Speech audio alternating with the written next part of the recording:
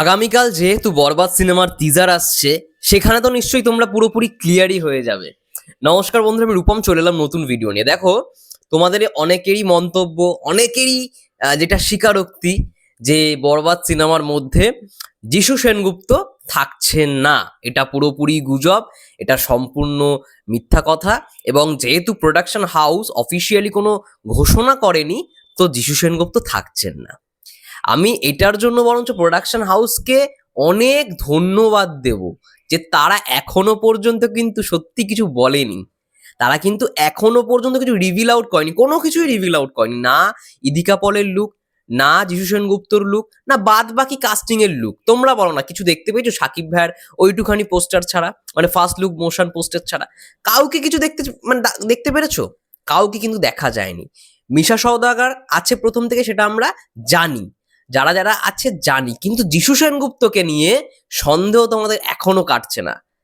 এটার জন্য সব থেকে প্রথমে থ্যাঙ্কস জানাতে হয় রিয়েল এনার্জি প্রোডাকশন এবং ডিরেক্টর মেহেদী হাসান হৃদয় ভাইয়াকে। তারা পুরোপুরি জিনিসটাকে রিভিল আউট করেনি, কিন্তু আমরা এমন খবর পেয়েছি যে যিশু সেনগুপ্ত থাকছেন। দেখো, আমি তো তাকে নিয়ে আগে ভিডিও করেছি, আমার কথাটা চাইলে তোমরা শুনে নিতে পারো সেই ভিডিওগুলো থেকে যে আমি কি বলেছি, আছে কি নেই। এছাড়াও বরবাদ সিনেমায় যারা কাস্টিং, ইভেন মিশা সওদাগর স্যারও, তিনিও কিন্তু একটি জায়গায় ইন্টারভিউতে, প্রথম ইন্টারভিউতে বলেছিলেন যে যিশু সেনগুপ্ত থাকতে চলেছেন। তিনি কিন্তু এক্স্যাক্টলি এই কথাটা বলেনি যিশু সেনগুপ্ত থাকবেই।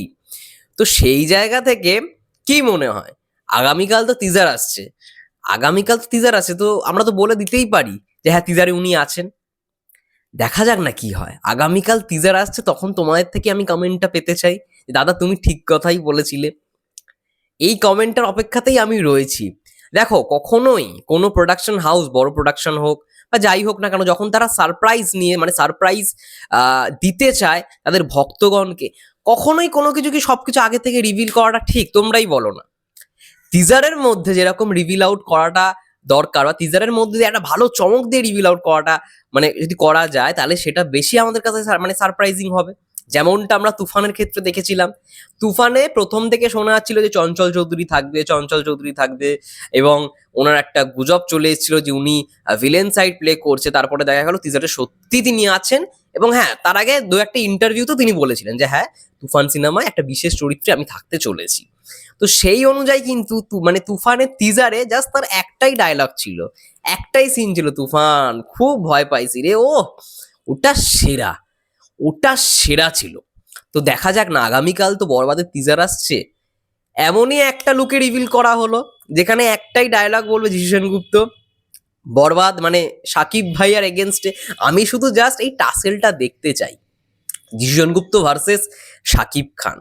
দেখো, কখনোই একটা সিনেমা হিরোর ওপর মানে ডিপেন্ড করে না এখনকার দিনে দাঁড়িয়ে।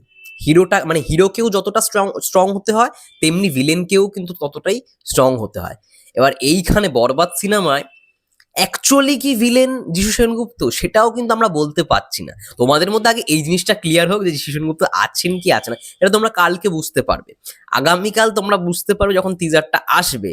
এবং আমার পারলে কথাগুলো মিলিয়ে নিও, আমি যিশু সেনগুপ্তকে নিয়ে যেই ভিডিওগুলো বানিয়েছি, দুটো হয়তো ভিডিও আছে, কাস্ট অ্যান্ড ক্রিউ নিয়ে একটা ভিডিও রয়েছে, আর একটা যিশু সেনগুপ্ত কি সত্যিই থাকছেন কি থাকছে না সেটা নিয়ে একটা ভিডিও রয়েছে। দুটো ভিডিও পারলে আজকে দেখে নাও, এবং কালকে আমাকে কমেন্টে জানিও যে দাদা তুমি যেটা বলেছিলে সেটা ঠিক। আমি জানি এই রিপ্লাইটাই আমি পাবো। দেখো, আমি কখনোই অথেন্টিক আপডেট ছাড়া বা অথেন্টিক নিউজ ছাড়া তোমাদের কখনোই সেই মিথ্যা আপডেটগুলো দেবো না। অনেক চ্যানেল রয়েছে আমি দেখেছি মিথ্যা কথা বলে তারা ভিউজ পায়, কিন্তু আমি তো সেগুলো করতে পারবো না। আমরা কখনোই সেটা চাই না, কারণ তোমাদের ভালোবাসা যেটা আমরা পেয়েছি সেটা কখনোই আমরা বলতে পারবো না। তো সেই জায়গা থেকে আমি কখনোই তোমাদের অথেন্টিক ছাড়া কোনো আপডেট দেবো না। যদি দিয়েও থাকি, ভুল যদি হয়ে থাকো, সেটা পরে কোনো ভিডিও করে আমি বলে দেবো যে এই আপডেটটা বন্ধুরা ভুল হয়েছে, এটা রিউমার ছিল, পুরোপুরি রিউমার, এটা সত্যতা নেই। বা যখন রিউমার নিয়ে আমরা কথা বলি তখন বলেই দিই এটা কিন্তু রিউমার। রিউমার মানে সেটা সত্যি হতেও পারে, নাও হতে পারে, পসিবিলিটি 50%, নট পসিবিলিটি 50%। ঠিক আছে, হ্যাঁ 50%, না 50%, এরকম মানেই জিনিস হচ্ছে রিউমার।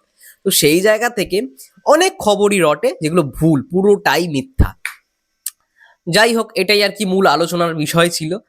আগামীকাল টিজার আসছে। টিজার 5 থেকে 6 বার নাকি কাট করা হয়েছে, মানে 5-6টা টিজার রেডি করা হয়েছে, সেখান থেকে মেহেদী হাসান হৃদয় ভাইয়া একটা টিজার আপলোড করবে।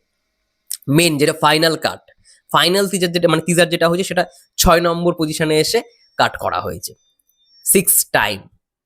বিরাট ব্যাপার, মানে বাংলা ছবির ক্ষেত্রে এটা সব থেকে বড় ছবি হতে চলেছে, এবং এই ছবি দেখে না সত্যি কথা বলছি জাস্ট দর্শকদের চিন্তা ভাবনাই অন্য লেভেলে চলে যাবে, যেটা বাংলা ছবি। যাই হোক, এটার অপেক্ষায়, আগামীকালের অপেক্ষা, সন্ধে 6:30 খেলা হবে, আবারও বলছি খেলা হবে। এটাই ছিল টোটাল ভিডিও। তোমাদের কি মন্তব্য কমেন্ট করে জানাতে পারো। ততক্ষণের জন্য ফেসবুক পেজ থেকে যারা দেখছো প্লিজ পেজটাকে ফলো করে দিও, ইউটিউব চ্যানেল থেকে যারা দেখছো প্লিজ চ্যানেলটাকে সাবস্ক্রাইব করে দিও। সবাই ভালো থেকো, সুস্থ থেকো, টেক কেয়ার।